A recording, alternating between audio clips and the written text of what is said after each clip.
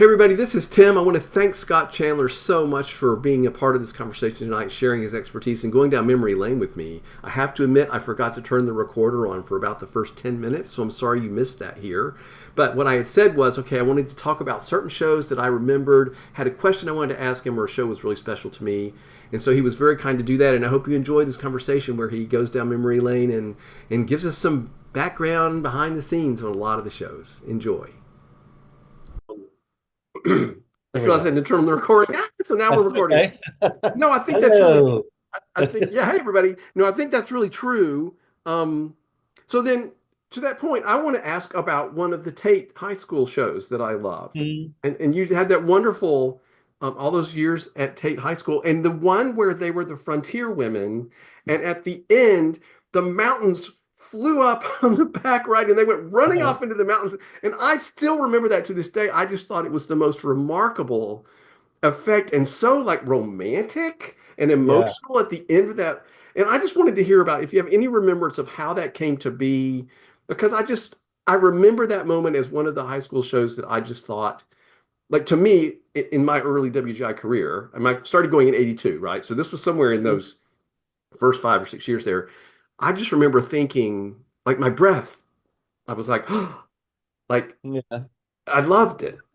Tate was another school that I was lucky to get involved with that it was a culture unto itself.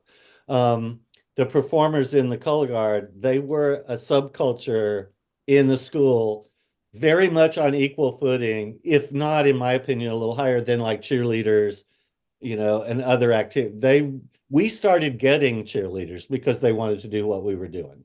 Wow. Um, so it was its own culture. I walked into that. That was built before I was there. Um, and so that was much like Logan. Logan was built before I walked into it, the culture of it. And so all I had to do was try to give them something else, take them to another step. And so, yeah, that was a real growing period. But I was really young then too. So when I look back on that show, um, I think a lot about how I tried too hard with them. Like as a young instructor, you try to put everything you can into a show. Every single idea you can have, you'll try to put it in, and that was one of them. Like that show had too much verbiage, but they were so great. They Yeah. were so good. And that's another group that, yeah, I was a fan of them. So all through the season, I would be watching them and admiring them. Yeah, Even they I had knew I had to make corrections. yeah, yeah, I just remember this remarkable presence those Yeah. young women had that I've Mhm. seen other guards do that since, but like I remember I think back on them, I just think like there was just this, well, that's the only word I can think of, this presence on the floor that was so confident and controlled. And they had a little bit of a we know we're good air, which was Yeah, there very was a fun. swagger to Yeah, the them. Yeah, they swagger. did. Yeah. Yeah. Yeah, I loved that about And them. it is, I mean, guards can have the X factor too, just like individuals can, that star quality. And that's another thing that I would say, if you're involved with that, if you find it and if you see it, cherish it, because that's not something that we can say every group has, just like we can't say every individual has it. And that's sort of an inherent thing that you can help with training, but you can't create it. So, and not to worry, if you don't have it, it can still happen. But it's one of those things that magically evolves. And I think it has to do with the ensemble. I think it's not the individuals with that X factor. I think it's all those individuals when they come together, those ingredients of those personalities have the X factor. Tate had it. They had the X factor before I was there, you know. Yeah, it reminds me of the conversation I had with Olivia Wiles, but at the end of their season, her and Daniel, her father, were both on. We had this wonderful conversation with them. Everybody, you can find that at our website. It was so remarkable, but she alluded to that kind of thing with the great, amazing season they had this past year, and um, how they were like feeding off each other and encouraging each other on the floor and feeling the love and like all that stuff that's what you want every guard to be able to be, right? Mm. Yeah, and Avon was a real great example of how they created together, the performers and Danny and the staff, this wonderful thing, this wonderful product, this beam of light, and they had the comfort to let that evolve where it needed to be, which is what we saw at finals. And part of that is a competitive comfort. Like it's just so good. So maybe they weren't as worried about looking over their shoulder all season. And that there is something to that where you worry a little bit because you don't want to be, you want to blow your humility. But there's a comfort in knowing this is something good. And we've got this season to really make it happen. I think they felt that. I think that was an advantage for them to make them reach the point they wanted to reach. It was beautiful. Those are beautiful things to see when they happen. Yes, You and know, the audience think could. about Bishop Carney with the paint. Who Yeah, were they worried about? You know? right. But then there's something so exciting about witnessing that when, Yeah. they just know they're having this Right. incredible year and this incredible show and this incredible experience. And that is so much fun. I think that's why the audiences just love it, pour their heart out to those groups. Yeah, and to an extent, it does let the performers put blinders on and not worry about anything else but doing their job. Um, because like of course, last year there were other great high schools, like the Bishop Carnegie year. There were, I'm sure, Center Grove. I mean, they were great every year, but there was, come on, when you know you're doing all that with that paint and everything, and that it's a meaningful program about Jackson. I mean, come on, like that's power. That's just powerful stuff. I love that. So I want to ask you about San Jose Raiders, the Bolero show that was all Sabre. And like that was just, I mean, I know that Scott, you've been involved in so many groups like that where it's like we're pushing the activity, we're going to try something really new and scary and risky and exciting. And like that to me, I just thought that was the most remarkable thing to try to do. Yeah, and probably I was a holdout on that decision. But I can also, and it may have been, would have been Jay, or it could have been Mike McCullough, or it even could have been Ron Nankervis, who said, "Why aren't we doing all Sabre? Why are we messing with trying to figure out how to put rifles or flags into this?" And I remember being at a bar after rehearsal, and I think we called Jeff Namian and said, "Jeff," because Jeff was with Blessed Sacrament then. "What do you think? Do you think we can do Bolero with all Sabre?" And Jeff was like, immediately like, "Absolutely. You have to. It has to be all Sabre." So, I mean, I loved those times when we would call friends and, we had that sort of conversation, but that's how that developed. I was probably a little bit nervous, like, what are we going to do without flags and rifle? I was probably the holdout. Uh, but no, of course, it ended up being the most perfect thing to do. Exactly. Sort of Yeah. legendary in what it was. And there were a lot of those shows with that group. But um, I just love the risk taking and it's like, we all watch it and ultimately we're like, well, of course that's, I wondered what the process was. Yeah. Um, Well, and I'm a worry wart, so I worry about everything. And so I would have totally been worried. I would have been the one worrying, whereas they were all going, "Oh yeah, let's do it." And that was very much in the Raider mentality. That was the way they thought, those folks. And it brought in performers who wanted that. right. They didn't want to be somebody else. They wanted to be that, you Yeah, know. and that's one great way to encapsulate that group. It's sort of they were sort of fearless in Yeah. just like we're going to do it, and Yes. and I can see your point because like we all sort of think that there's these compulsory things that have to happen in a show, and you're like Yeah. if you don't have that final flag, unison flag thing, like are we, like what are they going to do? Of course, that you created a way to make these special moments all Saber unison that was just Right. spectacular. But what an interesting puzzle that must have been. Yeah, and it took coming around to there's not anything that we could do on another piece of equipment that we can't make happen with that saber.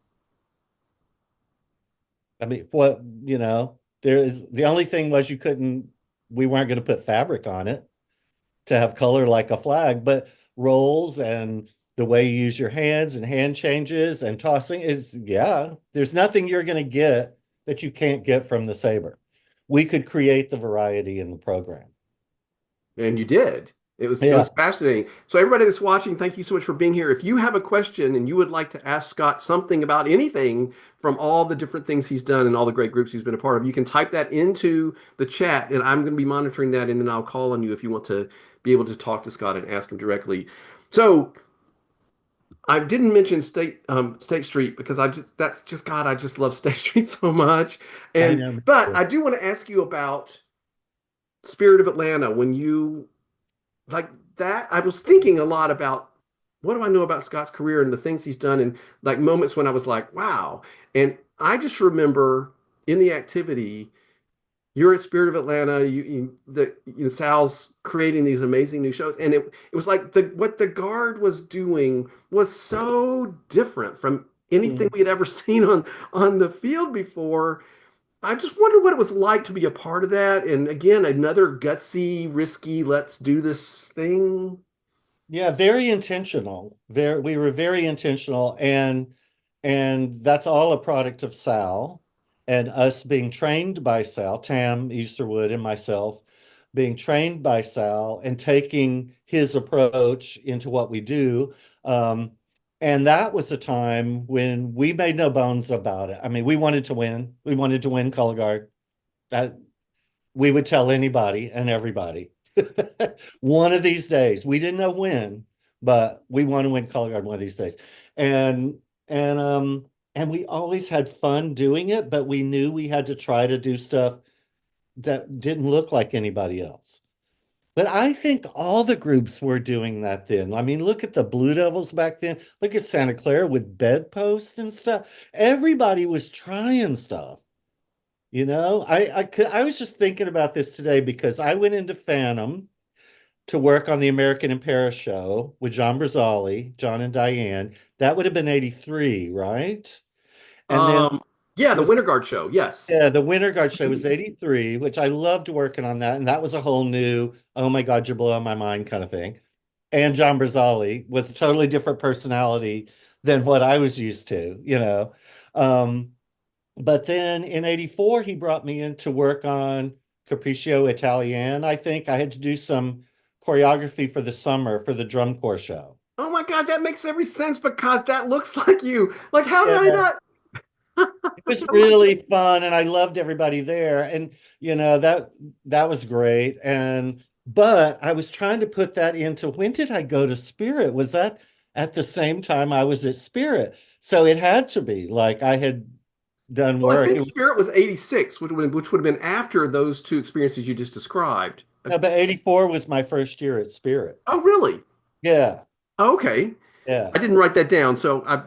All right, really interesting. Well, But I um, knew that I went for the drum corps for Phantom. I went during the winter because I would have been with Skylarks um, during that time. But yeah, I was trying to put those in my head together today. Like, oh my God, did I do both those things in the same year? Like, but that was really fun. And going to Spirit was a very natural thing because of Sal and because of Tam, and I was coming off the Bridgemen I loved them, but they were having hard times financially and keeping the core afloat. And Sal said, "Come with us." And I was like, "Okay, I'm so in." then, so then I want to ask you something that, well, first off, the fact that you mentioned the Skylarks and I haven't brought up the parachute from '83, it's a miracle. Okay, I'm not going to go there because I've had so many conversations with you about that Right. damn parachute, which is still one of my favorite things I've ever seen ever. But anyway, I remember there being lots of conversation in those early Spirit years about the rifle work is completely different.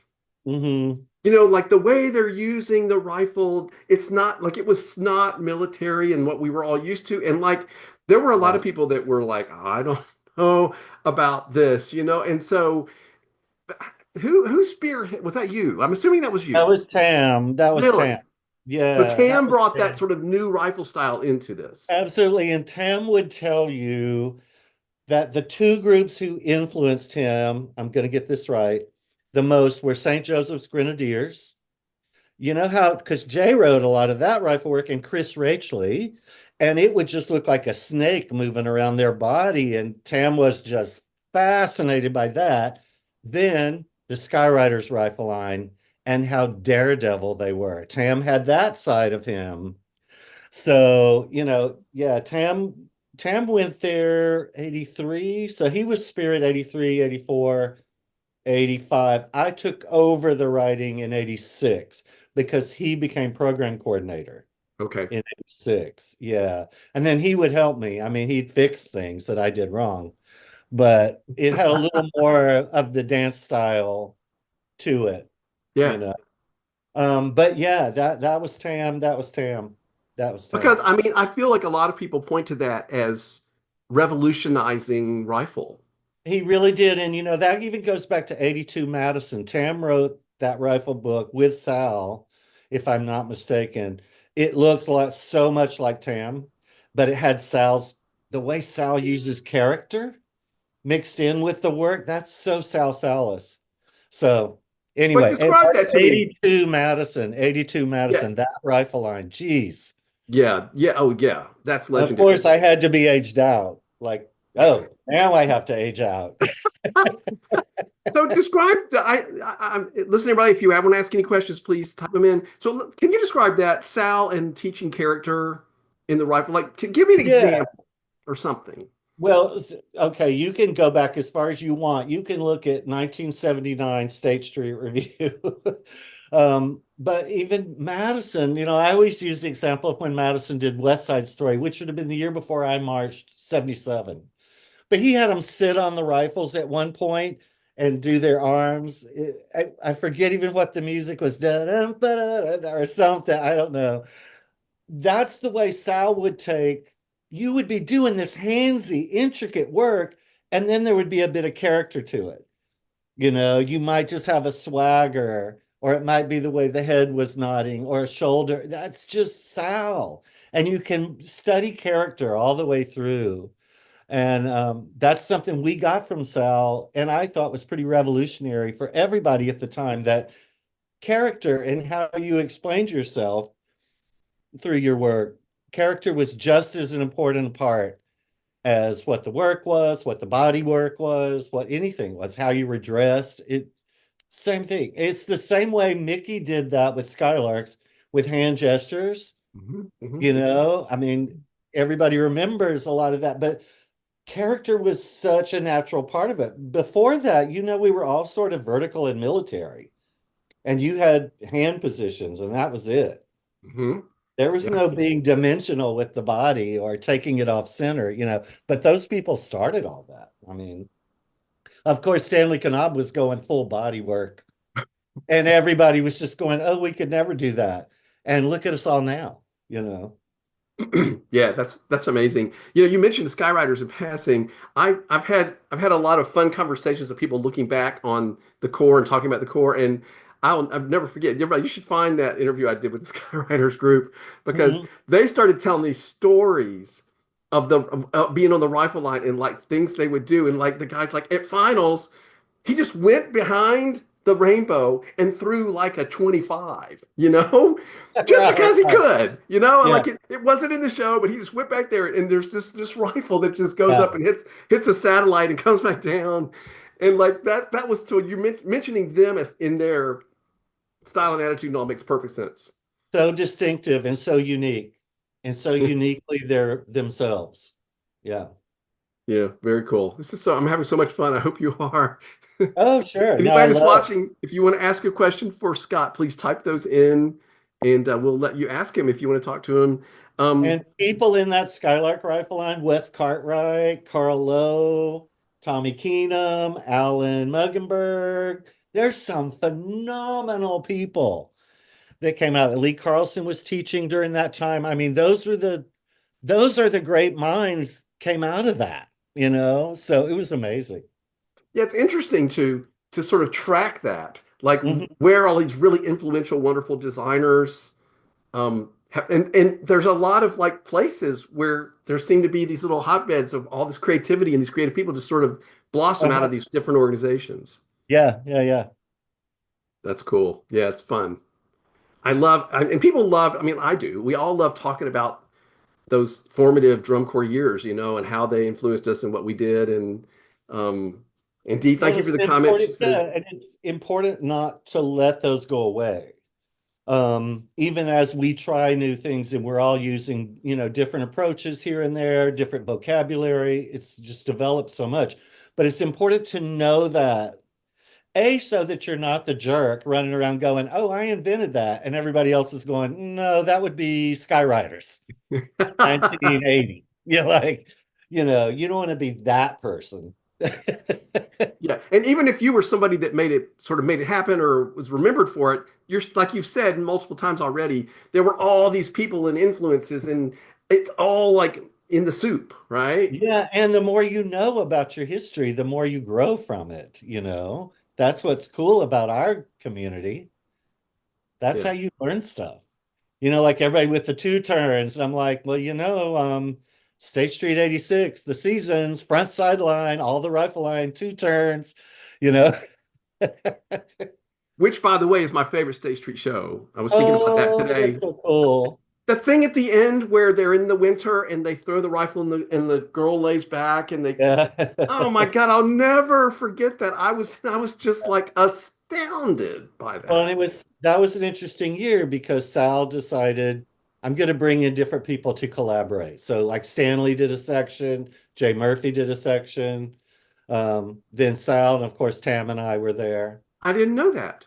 Yeah, yeah, yeah, yeah. So each of that gave them more character and changes for each season then. Oh, yeah, yeah, yeah. Like all the floor work, which I think was Autumn on the ground, the big X on the ground. That's all Stanley. That's Stanley, Stanley, Stanley. Oh, yes. So it was, and what a great experience for the performers. Oh yeah. Yeah. Well, and I love that you keep describing sort of the camaraderie and of all the different groups and the instructors. Like it was everybody was in it together and happy to help and comment and like that's the way it ought to be, you know. Yeah. Oh, absolutely. Yeah. It was a friendly, competitive arena. Every once in a while you'd have people that were like, out of control, but no, it's part of loving it was being able to compete against people. And well, I think I should have won. Then you think you should have won. And then we all go out to eat, you know, and then you end up working together Right. somewhere. Well, that's the thing I tell people all the time. Don't ever burn any bridges because it's a small little marching Um, world. You're going to end up working with everybody in yeah. some way. It's not, like the connections. And yeah, and it puts you much more in a place which we don't want to lose, um, that we are all ambassadors for what we do. So even though you can have your own personal preferences or opinions or whatever, we're all trying to give this to the world and make it great for everybody so it doesn't ever go away. Um, you know, Yeah, and if everybody could keep that sort of basic premise in mind, yeah, you know. there was always a collective us. We always felt like we were, well, who said that, wrote that great thing about the greatest secret? Whatever, it was one of our WGI years with the celebration. But yeah, it's like we had our own community, and then when people find out about it, they're so amazed. Yeah, Yeah. absolutely.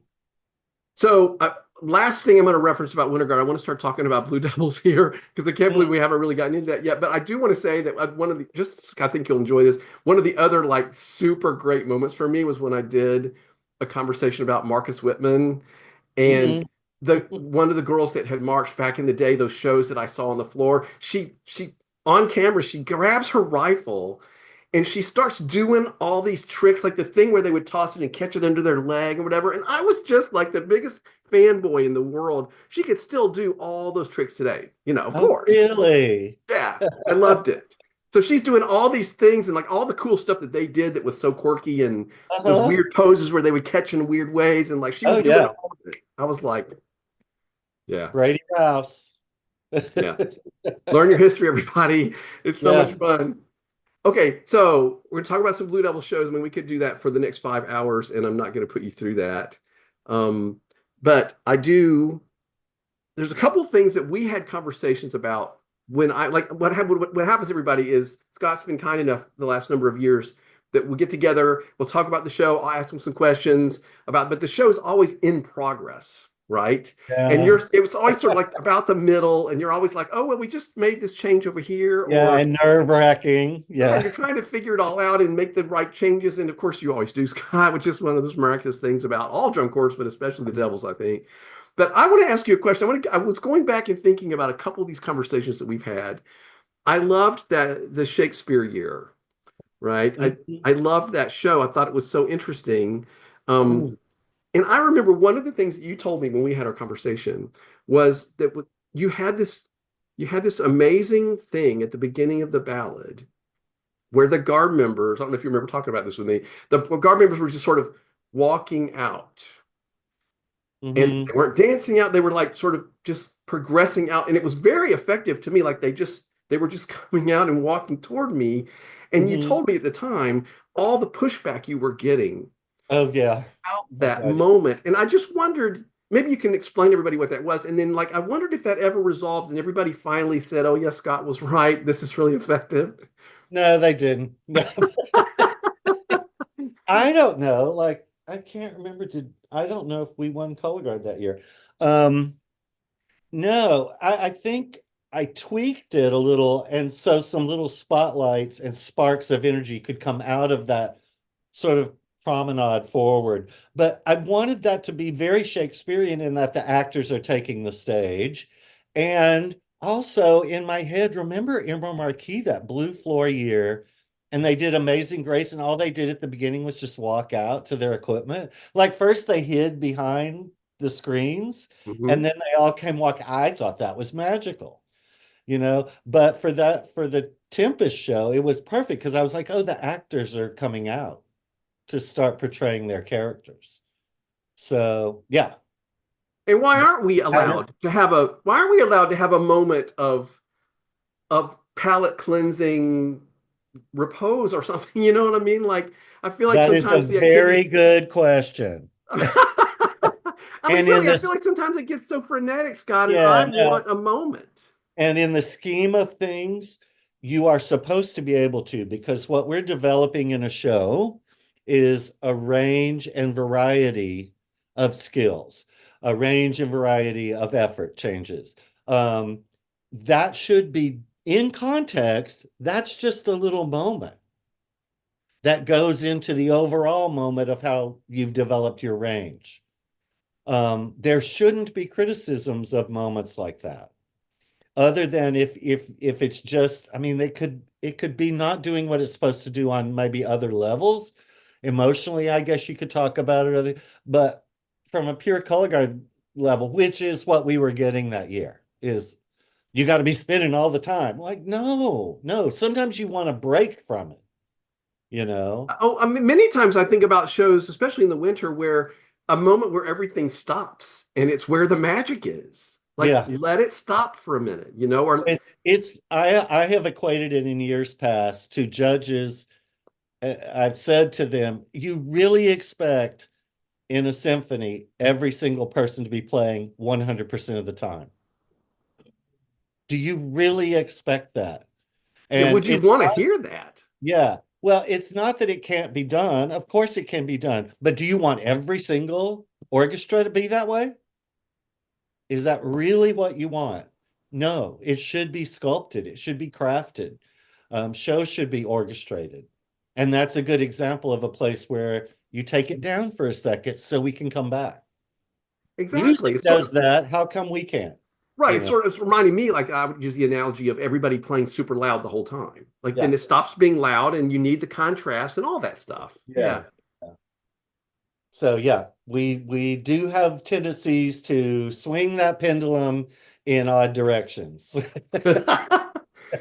Well, and I think what's cool is I always try to remind people like you're creating something that you think is wonderful. I mean, you like the universal you. We're all creating things that we think are wonderful and we're putting them out there and we have thought about it and researched it and not everybody's going to agree or understand or even like everything we do, but I think I like to remind everybody how bold I think designers are who put anything out in front of an audience. Yeah, yeah, absolutely. Yeah. Anybody who puts any part of themselves out, that has any kind of opinion. If we're all just putting out stuff that we know everybody likes or doesn't like, that's like serving mashed potatoes to everybody. Sure, everybody will eat a mashed potato, but if you're really editorializing through your work, if you're showing this is what I feel this moment needs or this show needs, then yeah, kudos to you. Yeah.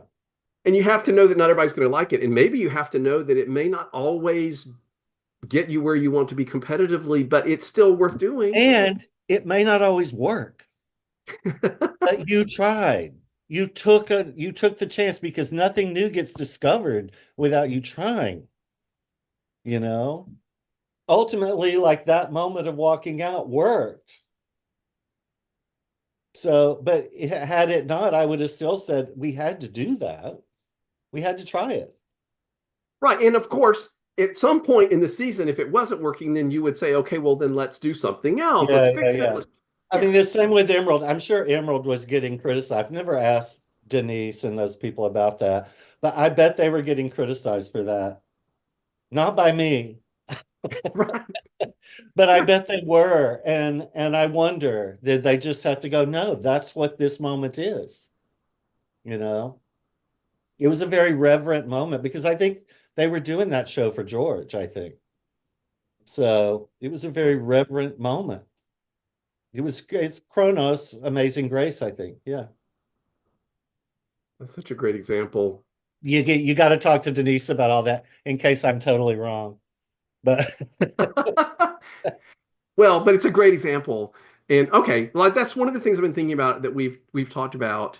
Um, I do want to ask. I mean, obviously, the Fellini-esque show is just somehow epic, and Mhm. I like what I think I've asked you this before, but when you have something that's so profoundly successful and acknowledged and loved, it is it. What do you do the next year? Like I know a lot of people that really do get Did we do the paralyzed. next year? Oh, we did the Children Will Listen. We did the fairy tale show Yeah, last yeah. year. Yeah, yeah, yeah. I don't know. I don't remember feeling awful coming out of that. Well, Like, you oh my maybe God, this what are was we going to do? Because it is one of those things that people love to say to you, and probably Danny Wiles can attribute that to this. People will walk up to you after a season like that and go, "Well, now what are you going to do?" yeah. And How do you top this that's the one, right? worst thing you can say. Like, I don't know. It's a group of people, so we'll see what happens. But it's that was going into what show have you always wanted to do, and that's where that was. I always wanted to use some Sondheim. And I thought there was a children's show. There was something there. I always wanted to do that. Um, so because we'll swing that pendulum towards dark, and then we'll swing it back to there, which is more fun, playful show. Um, but yeah, and I was just thinking today, thinking about we were going to talk, and I thought you might ask me about Fellini because that was not the first choice of show that year. We had another show which I can't talk about still because we couldn't get the rights to the music. So at Dave Gibbs' house, Dave Glide, Jay, and I, after a meeting, we're out by our cars going, what are we going to do? What we can't get the rights to this music that we wanted to do. And so that blows it. We need another idea. And we had always talked about Fellini. So I said, well, why don't we do the Fellini thing? And they both said, yeah, let's do it. So it really was our plan B. That's that's so interesting to me. Yeah. Yeah, and there were so I was going to go back to the children's show, but I'll come back to that in a minute. There were so many choices made in that show that just all were exactly the right thing. Like I loved how all the props and sets and everything were just white.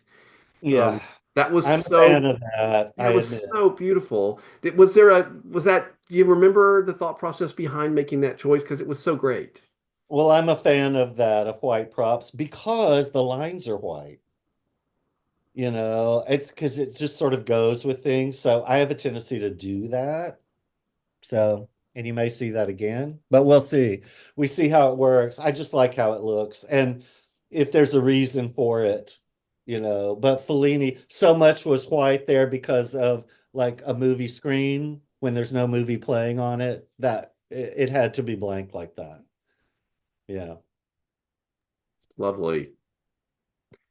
I do want to ask you the giant tall chairs at the beginning Mhm. of the children's show, the Ink Show, right? So, like, was that because of like high chair for kids, or was it just a whimsical? Was it just It, whimsical? yeah, it was because of the proportion to get things that were out of proportion, so to sew things. So a really tall table with really high chairs around it, which is where those started. And then they got brought out. But yeah, that was about, oh, change proportion because children's stories like Alice in Wonderland and stuff, they often do that. Well, and Yeah. children see the world from that proportion. Oh, Everything is that's a good giant to point. Yeah, them. I didn't even think about that. They can't even see the top of a table, so they feel Right. outsized everywhere they go. That's a great point. Yeah. So that wasn't part of the process that you're remembering right now, but it's still Mhm. brilliant. Yeah, no, no, no. It was for me, it was about the proportion. And I always want things that we can use. So, not Yes. something that's just going to sit there the whole show. I want to be able to use them somehow. Yeah, So, like that reminds me of like, I was such a giant fan of those props, those set pieces in the Ghostlight show and how they everything that they did, I just thought, and then especially when they started playing the drums, the tap dance, like that was just like that prop was used the best in most unusual variety of ways of yeah. anything I've ever seen. And that's one that afterwards I went, are we ever going to find a prop that good? That is so usable in so many different ways. I Yeah. mean, flat, 45, straight up, doors. There were steps on the back of the doors. This was all Darren, like it is the prop guy. So just coming up Brilliant. with more and more ideas, and then the drum people going, we could put shoes on our hands and play on it. Well, of course you could, and yes, you will. Yeah, like they were just Scott Johnson, like and so. like the most amazing thing to me was where they went down and back up and the flags came flying out and Uh-huh. like that was so I just thought it was so beautiful.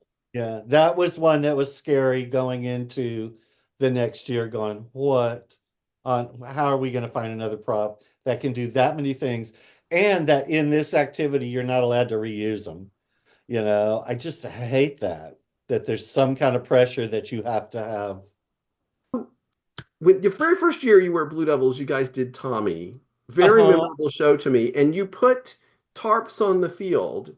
Oh yeah. That was new. That was controversial. People were like, what the heck? Uh-huh. Do you remember the thought process there? I mean, clearly it was, I see where it was inspired, but Yeah, I know. I think that was a Jay Murphy thing. I mean, and he really wanted us to try it, and they became the bumpers for like a pinball machine. So there were sort of shapes that were implying a pinball machine. Um, yeah, and boy, did people not know how to react.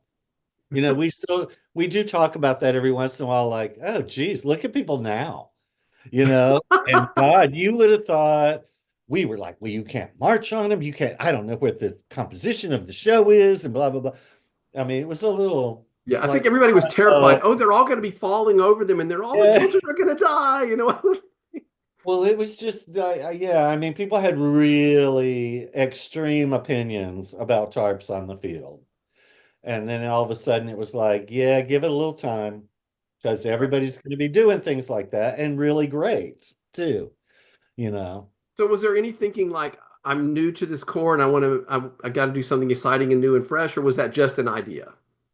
That was Jay. And no, I was taking my cue. I mean, I came into the Blue Devils with such respect for them and then had just spent the winter with the Raiders with Romeo and Juliet. Um, so I was willing to just go along for the ride and throw in as much as I could. Yeah.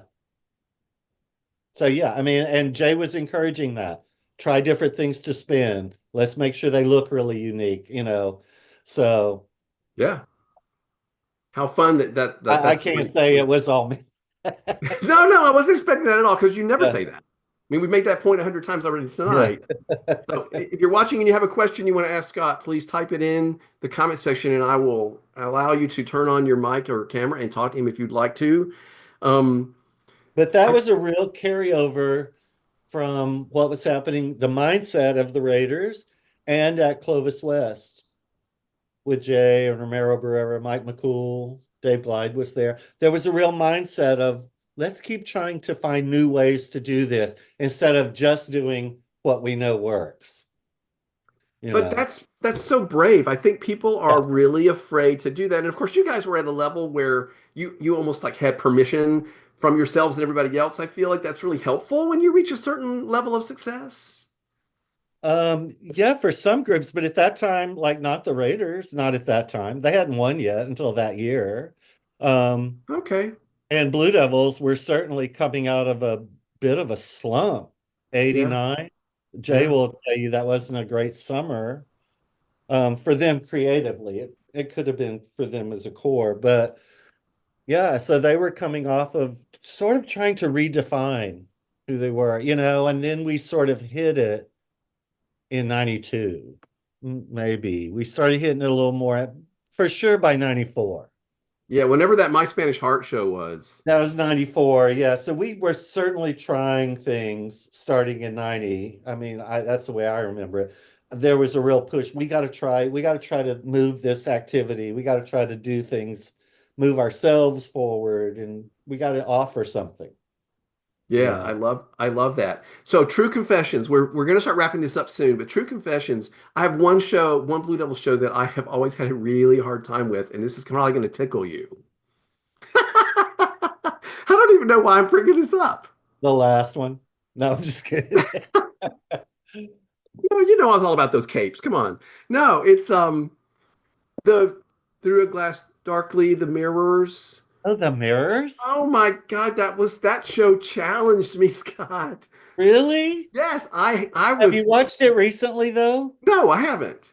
You should watch it again now because it might not now. You're right. Yeah. What was it? I don't know if it was so far ahead of its time, but the Eh, music, of course, is very challenging, I think, in some ways if you don't really know it.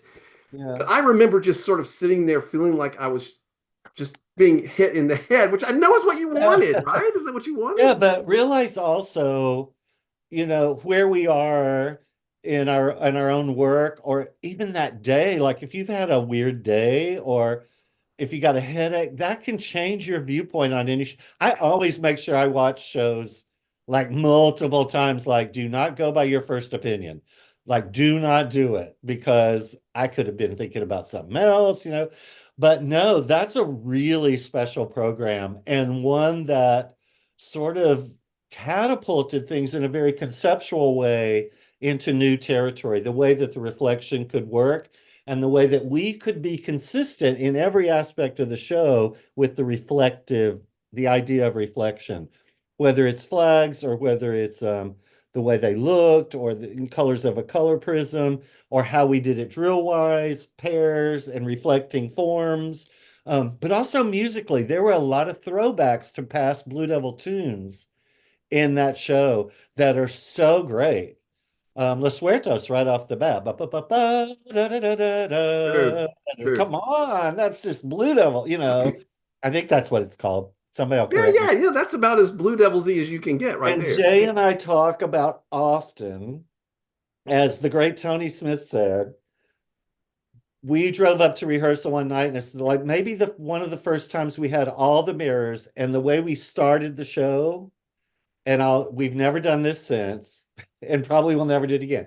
But they were in an arc. The core was proper, was behind the mirrors, and the guard was just standing facing the mirrors. And we just happened to drive up and see them getting ready to start rehearsal on that first thing. We said, it's all over right there. Like they should get every prize right now. Look at how that looks. Drum corps never looked like that. It was a totally new thing. And then the horn line starts coming out from behind that, mirroring the guard as they came out from behind them. I was like, come on. That's just phenomenal. Like none of it I did. That's all the work of Jay and everybody else. I just choreographed. But yeah, go back and watch it again. It's pretty spectacular. Yeah, I'm going to But do that. That's a great example. That's a great suggestion. Great yeah, suggestion. but there was lots of criticism. I mean, I was laughing about this. Somebody asked me about this last week. A booster came up and said, you know, you're going to have a problem with the glare coming off those mirrors in the stadium. Like we were going to suddenly change it and not do it anymore. Like, of course, we knew that. And the first time we ever had a mirror, we took it to Berkeley University, and, you know, at Cal, and went in the stadium and looked at it from really far. And then we had to take it outside at night and see how's it going to work with lights and stuff, you know. Yeah, So, you tons of research that goes into all that. yeah, Um, yeah, it's really interesting. I was worried about how you were possibly able to schlep them around the whole summer without breaking them all the time. I know. Well, that was a pretty special. Pete Emmons found that mirror material in Sacramento somewhere. I can't even tell you what it was, but it had an adhesive on it so it had to be mounted there. And there were shows, believe it or not, where the wind would blow those props. And I remember a show standing behind and holding one of those props up at a contest. I want to say it was like a broken arrow or Oklahoma Wow. somewhere. The staff was behind holding those things from blowing away. I guess people knew we were back there, but and the kids would be running back behind to do their changes and stuff. We'd be like, "Hey, how's it going?" They had the best time with us back there. So we're at the end of our hour. I have a couple more things, but we can stop if you need to go. I don't want to. I don't Oh want to. no, I'm totally fine. It's early here. It's late Oh, for you. that's right. Okay, so we did get a question from. I'm sorry, I'm not going to know how to pronounce your name correctly. Desodro from Houston. I want to ask that person. Would you like to turn on your camera and make this comment and ask Scott yourself? If you could let me know if you'd like to do that, I'd be happy for you to. Otherwise, I can just read it. Or Scott, if you want to read it, if you see that comment there, Yeah, I'm talking to. trying to figure out who you are. Who's Del Sandro? Well, That he's on. 94. He's here. So let us know if you would like to turn on your camera and mic and ask Scott real quick yourself. Oh, I'd love to. Okay, well, do it. Turn on your camera and your mic and make this comment to Scott yourself and ask him. Oh, 94, he's talking about. There you are. Greetings, Scott, from Oh, get Houston. out of here. It is a Betty Blue Devil. How are you, my friend? How's it going? Tim, nice to Very meet you, good. my friend. Great to see you. Okay, I will keep it real short. And yes, Scott, my government name is Del Sandro. I did not know that. Now you know why I go by Sean. Yeah, right. But real fast. And just like I put in my question, I just got so lucky to get the chance to march in that color guard in '94. And one of the things that people still ask me to this day is, Sean, what went into the change? Because '94 was the year that everything changed. You know, '94 was the year that people were like, okay, that was the year that started the BD '90s domination and forward. And people always ask me, what went on in the room? You know, what motivated, what inspired '94? And I said, I wish I knew. I was just a little 21-year-old kid trying to age out and make it on the PBS broadcast. Yeah, y'all had a show to learn. but yeah, real quick, that was the question. A lot of people, you know, they ask me, because even now to this day, I mean, the greatness of that show still hasn't fallen on me. I was just a kid marching his age out year, you know? And a lot of people ask, Sean, what went into, what motivated, what inspired, what cauldron brewed up '94? Well, like we were talking about earlier, there was a real sense of exploration that was happening 90, 91, 92, 93. Gosh, especially 91, that show, really exploratory, which would be great to watch that now.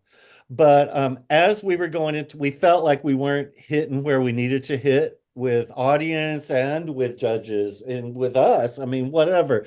We're like, it's still not quite, we're not quite there. But 94 was absolutely a commercial consideration. Um, this My Spanish Heart music, Chick Corea. We said, let's go for something. This wasn't me too. I wasn't leading this game by then. Um, Maybe Romero. Yeah, it had to be Romero would have led the charge too. Um, let's let's find something that we know is absolutely the Blue Devils. Chick Corea. Let's do the whole show of that.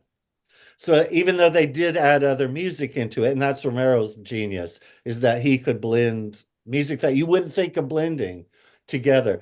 But that conceptually, there had to be a sense of totality to it that went beyond just being a variety show, which was what we were trying to do with Tommy too. But here, I think we fit on a real commercial product that people knew as us, people loved, and we could infuse the things we had learned over the past 3 years, 3 or 4 years, into that program. There certainly was an influence from the Raiders on the color guard.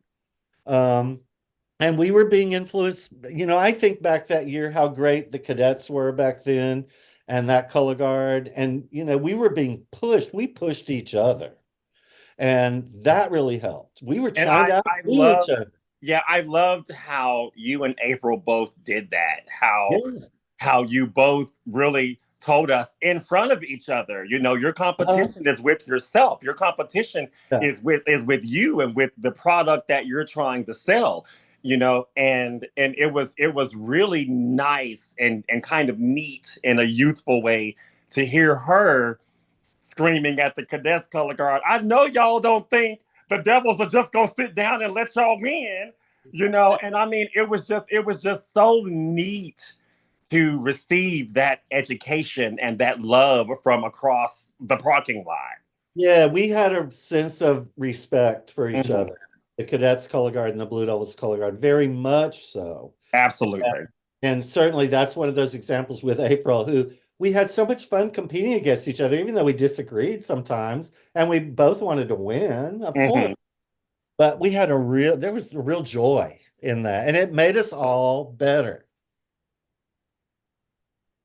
My question was answered, Tim. Thank you for letting me talk to Scott. Thank Thank you you for for doing that. showing up. I love that. Thank you so much for being a part of this conversation. And that was a great question. And listen, if you're an alum, you're a special guy. Congrats. I literally ran in from my car from work to, That's awesome. to Well, get thank you in so much here. for And I doing. wanted to at least catch a little part of it. You did. And I forgot to turn the recording on at the very beginning, but most of it's all going to be on recording and it'll be up on our website. So you can watch for that.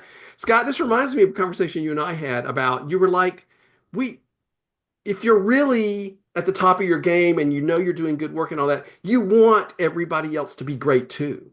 Like you want to Absolutely. win against great, fantastic performances. I mean, maybe in the moment you don't, but if you're playing the long game, like I always talk about, and if you're looking at the big picture, yes, you really, because you want to be inspired. I want to be inspired.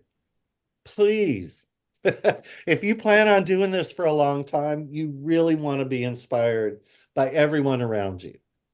Well, that's kind of my last question for you as we can wrap this up. Do you have any thoughts about how you've been able to stay so relevant, so creative, so inspired over a really long career? Like you've been successful and creative and tried things and been like over a really long career, and I think that's hard for people. And you just mentioned part of it.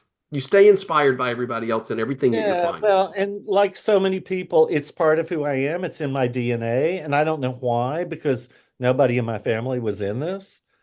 There's no reason that I'm have stumbled into this activity. But it did, it happened, it was meant to be. So it is who I am. I mean, it is what I do.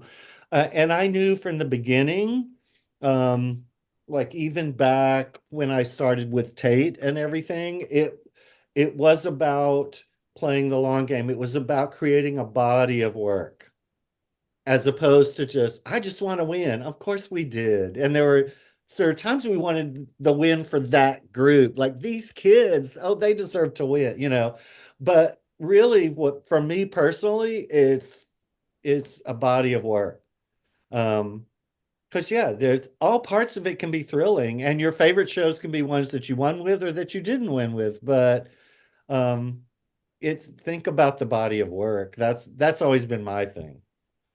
Well, and looking back on all this conversation we've just had, like, I know you must be incredibly proud of all the great work and the amazing shows that you were able to be a part of and the great experiences you gave all those students. I mean, this you've impacted a lot of lives. Well, and vice versa. I think much, much more about the people I've got to work with and the people I've taught and stuff. So that's like, yeah, that's pretty overwhelming sometimes. Like, especially while you're still doing it, you really don't stop and you don't want to think about that too much, but yeah, no, I'm very grateful. I mean, it's been about the people I've worked with, And performers, I and would it really has been. and I would say that's one of your secrets of longevity and success is Mm. that mindset of loving the work and the people you're working with and the collaboration and you always say it's about the show, it's not about me. And I love that. There's very few shows that I don't even know if I would name one that I could say, yeah, I did that. There's been a couple where when I did the music and everything, I could say, yeah, I had a lot to do with this one.